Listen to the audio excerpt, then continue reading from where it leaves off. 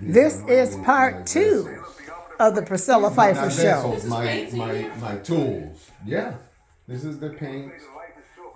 Let me show you how I do it. Let me get out the way so you can see. And we're here with Javier Gonzalez. Now you can also, now you know what, Javier, you can also call yourself an abstract expressionist, right? Yeah, I do. Or multimedia artist. Now this is where all the action takes place. And we're only going to do a sampling of this. Then we're not going to do a long demonstration, just so you can see how creative this man is.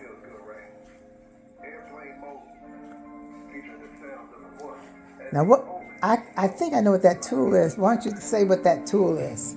It's just pastry bags. Like a decorating. Yeah, like to decorate Decorator cake. Decorating. Cake decorating. When I first developed it, when I first developed this technique, I was doing it with like pastry bags. I mean, not pastry bags, Ziploc bags. And it was working. It was good. But a friend of mine who used to have a cake decorating business, one time she was telling me about her experience doing that. And then I asked her, do you decorate the cakes with pastry bags? Because I had seen that. She said, yeah. And I was like, oh, wait, I need a tutorial. And she taught me how to do it. And this is how I started with the pastry bags. Amazing. Well, like I said, Javier, I use a similar tool. A similar tool, yeah. Right. And I call Priscilla? mine controlled acrylic pour. Okay. But you know what I would suggest? Get you some of these pieces, something like this, so you don't have to be like on the floor. You know what I mean? Like those pieces, what I do is like, I put them on these surfaces and I work on them like this, so that you don't have to bend down. It's less physically taxing. Right, I understand what you're talking about, but see, my paint consistency is not like this.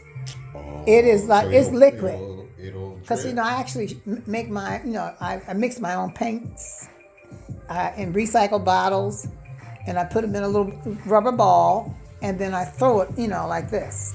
I don't have to really bend down like that all the time, but depending on how far I want it to reach, I'll bend down like this and throw it. Mm-hmm. Otherwise, I can throw it from here like this, like I'm bowling. Oh, okay. Mm-hmm. To make those real skinny lines. Oh, the Lord. Yeah. I hope that's not on you. Yes, it is. But that's okay, because that is what happened, and that's the reason why for a little while I had shoulder injury. So I started painting with a brush and with acrylic markers, and those several pieces I did during that time were in a couple shows. But that's not what I normally do. So I'm back to myself. I see these squirrels again.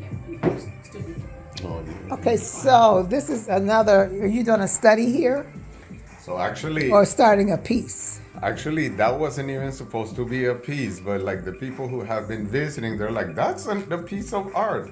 You know what that is? When I am Styrofoam? working, this is what I do to make sure that the paint is coming out right, to make sure that it's kind of like, what do you call it? Like, it's practicing. Like making sure that this is coming out right. Consistency. Right. To like build muscle memory.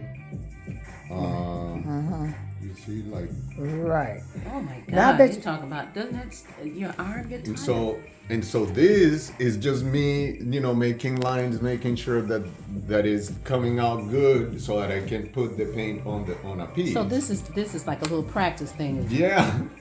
Well, see, I like this. When people have told How me much like, is this? Look. right, that's what I mean. Like people say, oh no, that's a piece. Yeah, I like this. now I know you probably do not share your materials, what you use. I mean, I shouldn't. You know what? Who told me you shouldn't share all your secrets? Was the esteemed Shirley Woodson.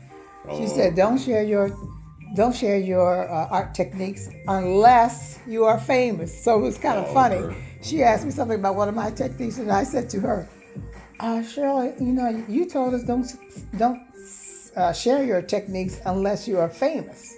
And I said, and I'm not famous. We chuckled. And you see, like all these pieces, like all this is, like, Practice. yeah. I got tons of this stuff.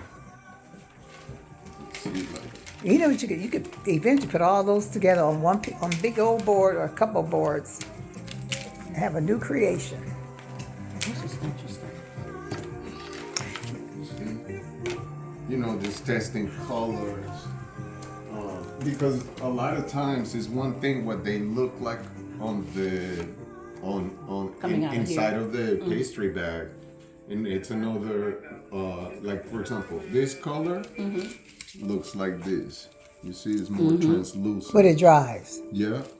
So you see the difference. So yeah, a lot of times it's a good tool to use Gauge, you see what. to be able to determine what the colors are gonna look like, what the material, how the material is gonna behave, because this material does what it wants. A lot of times I want the lines to be completely straight, but a lot of times they warp. A lot of times they behave how they want. Oh, you do have one of these. Drake asked me. He said, "Let me turn this This, off." like